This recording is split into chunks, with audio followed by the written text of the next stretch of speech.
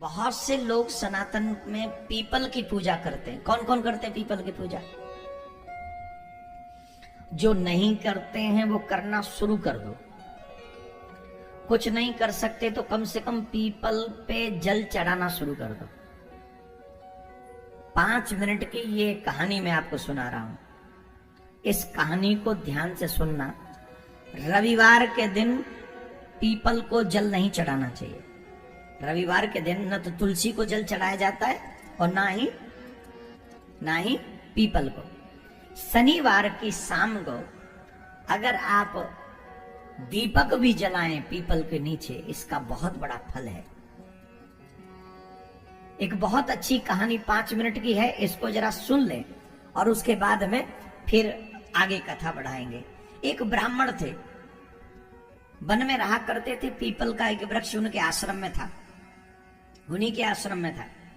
और उनका एक ही काम था कि नित्य पीपल को जल चढ़ाते थे और पीपल की सेवा किया करते थे, प्रदक्षिणा किया करते थे। एक बार यमराज ने उन्हीं के नाम राशि को लाने के लिए कहा कि तुम ले आओ, फलाने को ले आओ। और यमराज के दूत गलती से न ब्राह्मण देवता को ले गए। और जब ब्राह्मण देवता को ले गए तो यमराज के पास प्रस्तुत किया। यमराज के साथ जब सामने प्रस्तुत किया तो भगवान यमराज ने देखा कि ये इनको क्यों ले आए, इनका तो समय नहीं, ये तो बड़े तपस्वी ब्राह्मण है, इनको क्यों लेके आए तुम? तो उन्होंने कहा कि हमसे गलती हो गई, आप हमने समझा आपने इन्हीं को बुलाया। बोले इनको नहीं बुलाया था, एक व्यक्ति मर गया उसे लाने के लिए बोला था तुम्हें, इनको क्यों ले आए? ये तो बड़े तपस्वी हैं, पीपल की पूजा करते, नारायण की पूजा करते। तो बोले अब तो अपराध हो गया, अब तो क्षमा मांगे। यमराज के दूत भी कहे महाराज क्षमा कर दो, हमको क्षमा कर दो, ये तो अपराध हो गया हमसे। बोले कोई बात नहीं। तो यमराज बोले कि अब आप चले जाओ। बोले चले जाएंगे, पर एक काम करो, पहले हम सब नरकों को देखना चाहते हैं कि यहाँ कौन कौन से नरक हैं और किस किस को कितना दुख मिलता है। उन ब्राह्मण देव को लेकर वो नरकों की ओर गए धर्मराज, और वहां जाकर देखा तो सब लोग बड़े दुखी थे। किसी को गर्म बालू पर नंगे पांव दौड़ाया जा रहा है, किसी को आग में तपाया जा रहा है, किसी को भट्टी में झोंका जा रहा है, किसी को पेड़ से उल्टा लटकाया जा रहा है, किसी को सामने रखकर बाणों से निशाना बनाया जा रहा है, किसी को नाना प्रकार के दुख मिल रहे हैं, अनेक। कोई गर्म भट्टी है, चूल्हे पे कढ़ाई चढ़ी है, उसमें झोंका जा रहा है, तपाया जा रहा है, तांबे की भूमि पर दौड़ाया जा रहा है, गर्म बालों में किसी को पानी में डुबाया जा रहा है, किसी को कीड़े मकोड़े खिलाए जा रहे हैं। उनकी ये दशा देखकर ब्राह्मण देव को बड़ा कष्ट हुआ, रोने लगे ब्राह्मण देव। और उनकी हाय हाय, वो सभी जो लोग नरक में थे वो चीख रहे थे, बचाओ बचाओ बचाओ, हमारी रक्षा करो, हमसे अपराध हो गया, हमसे अपराध हो गया। तो ब्राह्मण देव ने पूछा तुम लोग कभी न कभी तो मनुष्य बने होगे, ध्यान से सुनेंगे सिर्फ 1 मिनट, और ये बहुत गजब की लाइन है। ब्राह्मण देव ने कहा कि तुम कभी न कभी तो मनुष्य बने होगे, और मनुष्य बनकर क्या तुमसे कोई सत्कर्म नहीं हुआ? तुमने कभी नारायण की पूजा नहीं की, तुमने कभी पीपल को जल नहीं चढ़ाया, कैसे नरक भोग रहे हो बताओ?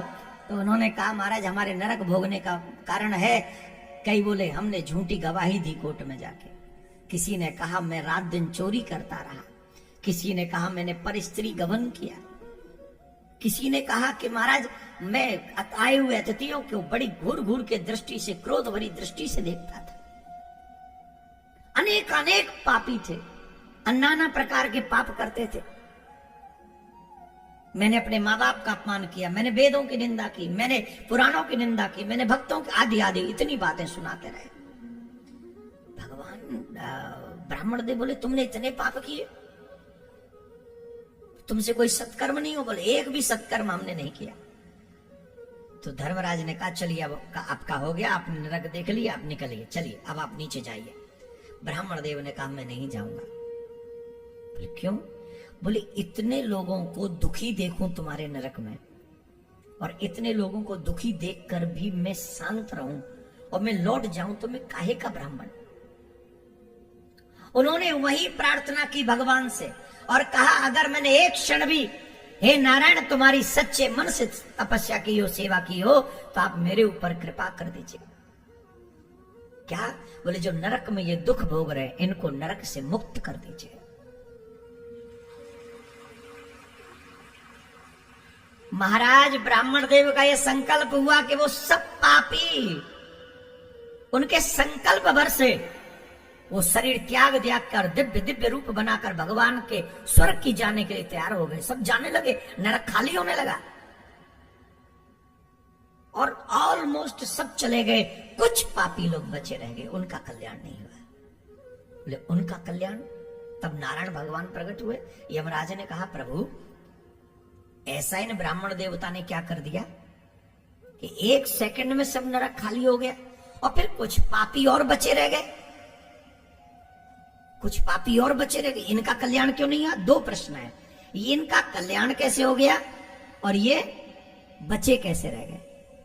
भगवान ने कहा सुनो, ये ब्राह्मण साधारण नहीं है, इन्होंने नित्य पीपल की पूजा की है और वृक्षों में पीपल मैं हूं, वृक्षों में पीपल मैं हूं। तीनों देव पीपल में वास करते हैं, ब्रह्मा विष्णु महेश, तीनों देव। और जो इन ब्राह्मण देव ने जो जल चढ़ाया है उससे मैं तृप्त हूं और इनका इतना तप है कि इनके संकल्प मात्र से ये सब बड़े से बड़े पापी इनका कल्याण हो गया। पर महाराज ये बचे हुए कौन रह गए? बोले ये बचे हुए वो लोग हैं जिन्होंने पीपल काटे हैं, इन्होंने पीपल काटे हैं और जिन्होंने पीपल काटे हैं उनका कल्याण नहीं हुआ, वो नरक में रह गए। और ये ब्राह्मण देव धन्य है कि खुद तप करके भी, व्रत करके भी इन लोगों के दुखों को इन्होंने समझा और उनका कल्याण कर दिया, उनका बेड़ा पार कर दिया। भगवान प्रसन्न होकर गए। मैं आपसे एक बात कह रहा हूं, अब ये कहानी सुनाने का रीजन क्या है? पूछो पूछो। आप एक कर्म करें, हम लोगों से कभी न कभी कोई न कोई त्रुटि हुई है कि कभी पीपल उखाड़ दिया, काट दिया, जो भी हुआ। कई घरों में पीपल हो जाते हैं। अब वो अपराध तो हुए तो नरक में जाना पड़ेगा फिर, और बचे जा सकते अभी मनुष्य रहते रहते। और कैसे? कम से कम 5-5 पीपल के वृक्ष रास्ते में लगाएं कहीं, जो आते जाते हुए लोगों को छांव मिले उसके, और तब तक उनकी देखभाल करें जब तक वो बड़े न हो जाएं। और इतना आप कर सकते हैं। 5 पीपल मेरे विचार से 50 रुपए से भी कम में आ जाएंगे, 50 रुपए भी नहीं लगने। अब चाहते हो तुम्हारा कल्याण हो, तुम चाहते हो नरकों से बचें, तो 5 पीपल के वृक्ष आप सब अपने द्वारा लगाएं। पीपल को जल दें, रविवार को जल न दें, ये ध्यान रखें। और अगर शनिवार को दीपक भी जला दें तो तुम्हारा कल्याण होने से कोई नहीं रोक सकता, निश्चित कल्याण।